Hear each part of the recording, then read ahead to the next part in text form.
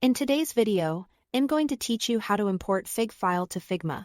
If you've received a Fig file from a teammate, or you exported it earlier and now want to continue working, the import process in Figma is quick and reliable.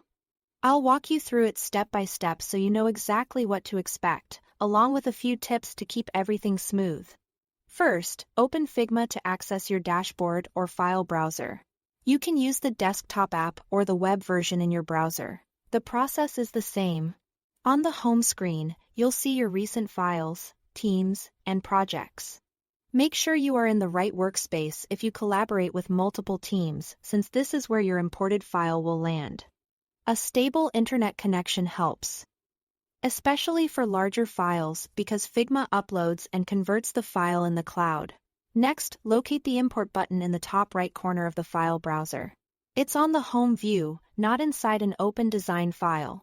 If you don't see it, return to the main dashboard by clicking Home or your workspace name. The import button is your shortcut to bring external files, like Fig, directly into your space. Now select your file. Click Import from Computer and choose your Fig file from your device. You can also drag and drop the Fig file straight into the browser window or the desktop app's file browser area. If you are dragging, hover over the main file list until you see the drop indicator. Double-check that the file extension is .fig. And if you have multiple files to bring in, you can select and import them together.